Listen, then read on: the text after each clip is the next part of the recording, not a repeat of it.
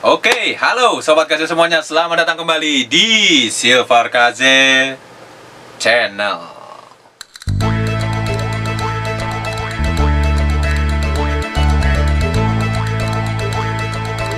Oke, Silver Kaze Channel kali ini akan masuk ke segmen Silver Kaze Otaku Room, di mana Otaku Room ini adalah tempatnya Kaze bahas semua yang berhubungan dengan Jepang-Jepangan. Tapi kebanyakan untuk Otaku Room kali ini bahasanya tentang anime ya. Akhir-akhir ini sih begitu, karena Kaze lagi jarang banget untuk bikin konten di luaran. Terus juga untuk event acara Jepangan itu lagi kurang.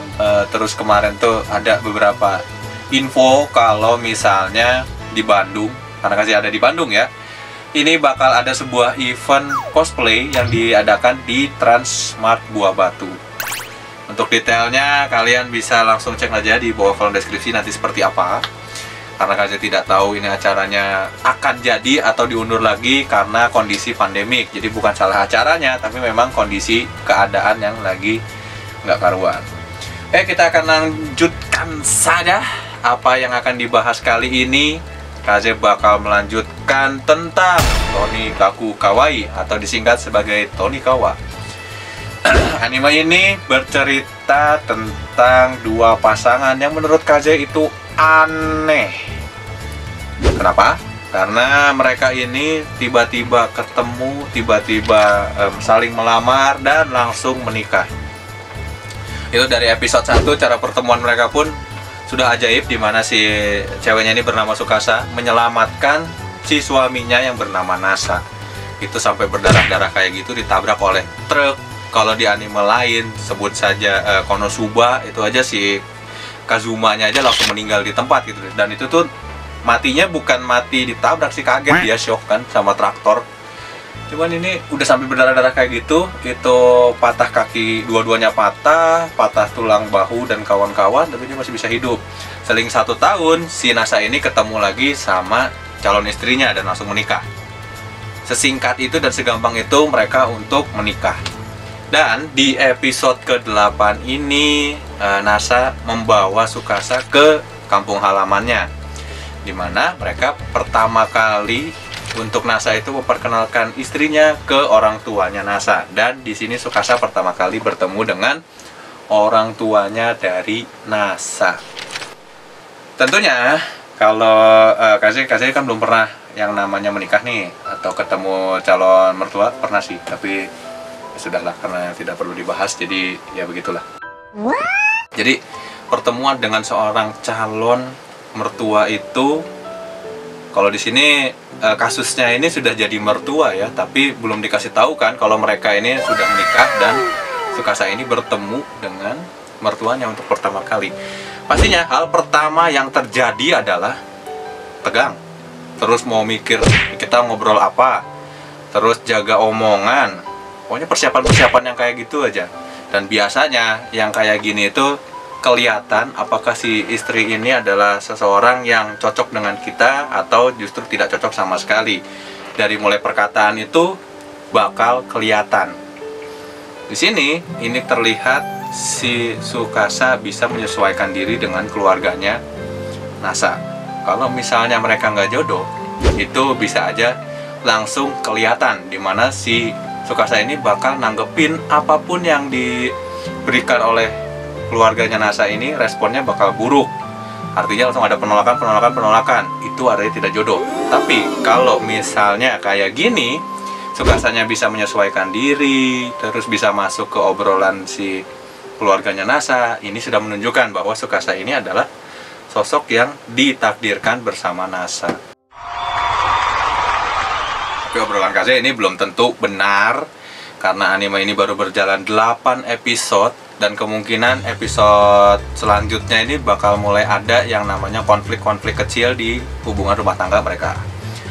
Oke, sebelum maju ke bahasan-bahasan episode berikut-berikutnya, Kaze mau tuntasin dulu di episode 8 ini. Di episode 8 ini yang kita tahu itu adalah kemarin Kaze lihat ayahnya si Nasa ini, ketika Nasa pertama kali datang tuh tiba-tiba langsung suruh mandi aja, suruh mandi anaknya.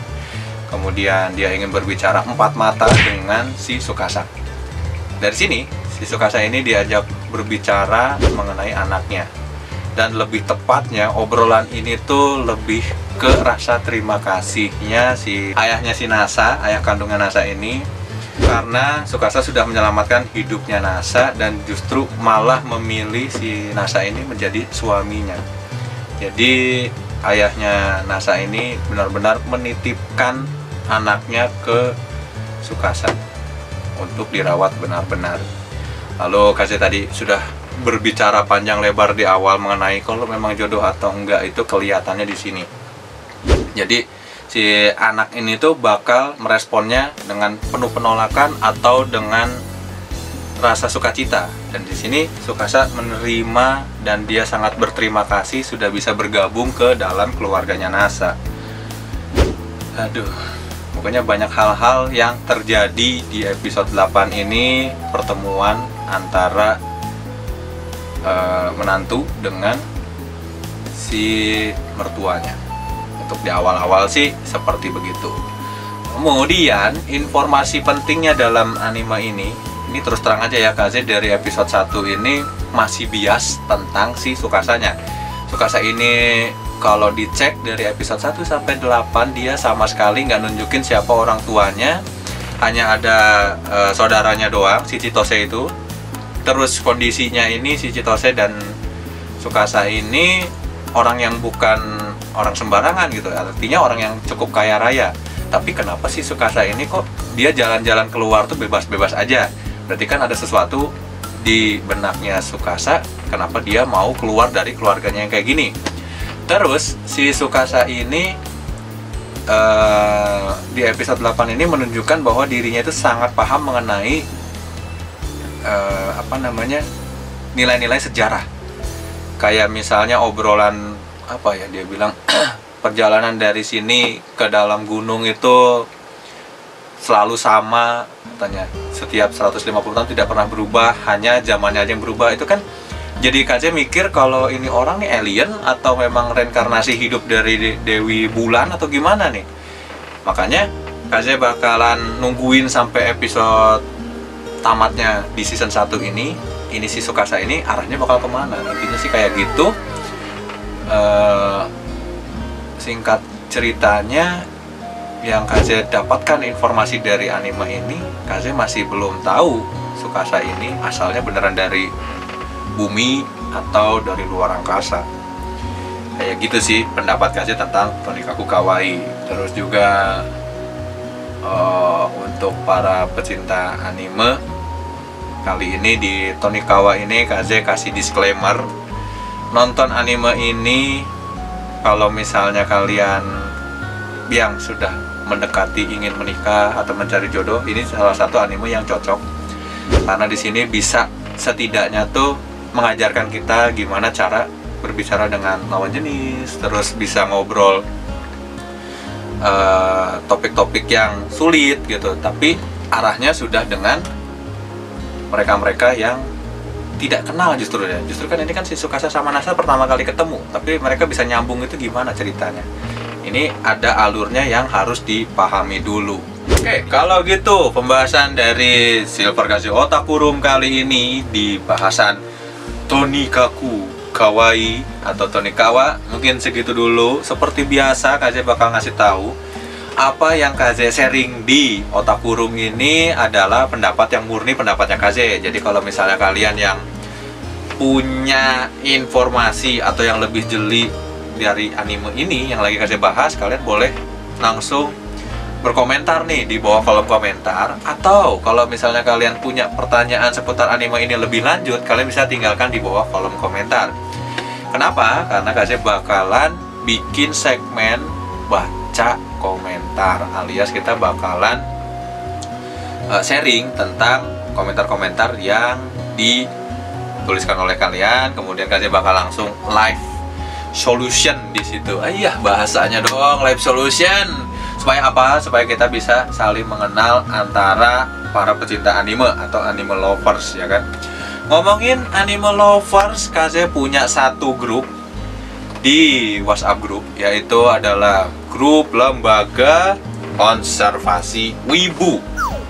Jadi ini ada di apa namanya, di WhatsApp ya, aplikasi WhatsApp. Mereka ini adalah perkumpulan para pecinta anime, pecinta manga, pecinta sesuatu atau semua yang berhubungan dengan Jepangan.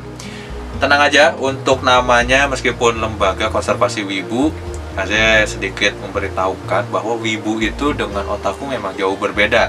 Tapi selama Kaze ada di dalam grup ini, tuh banyak sekali peraturannya, dan ini jauh dari kata peraturan yang negatif. Artinya member-member di sini semuanya pure para pecinta Jepangan. Nah, di sini kalian bisa saling tukar informasi mengenai anime, terus mengenai informasi seputar Jepang, atau game-game yang lagi hits, tapi game-game yang muncul di Jepangan. Nah, buat yang kalian mau atau kalian ingin join ke dalam grup ini, kalian bisa langsung cek di bawah kolom deskripsi. Kaze bakal taruh linknya lembaga konservasi wibu ini di bawah. Karena gambarnya mereka ini tiap 2 bulan sekali itu ganti. Jadi untuk yang di video ini gambarnya seperti ini. Kalau misalnya 2 bulan lagi kalian baru lihat video ini, mungkin gambar sudah beda, tapi mudah-mudahan aja si linknya tidak berubah. Jadi kalau misalnya kalian, bang kok ini beda, tenang aja, selama linknya masih di sana, coba searching aja, siapa tahu Kaze lagi online, kalian bisa langsung tag Silver Kaze, bener nggak ada Kaze di sana. Terus kalian mau bertanya-tanya langsung di dalam grup itu, silahkan tinggalkan saja di grupnya. Oke, intinya promosinya udah nih, terus pembahasan Silver Kaze Otaku Room-nya pun sudah cukup. Jadi Tonikawa ini menurut Kaze adalah salah satu anime yang direkomendasikan dalam musim gugur 2020. Ya sudah, segitu dulu. Terima kasih buat sobat Kaze yang sudah nonton sampai akhir. Dan akhir kata Kaze mengucapkan Sampurasun minasan, dan kita akan bertemu lagi di Silver Kaze Otaku Room berikutnya. Dadah.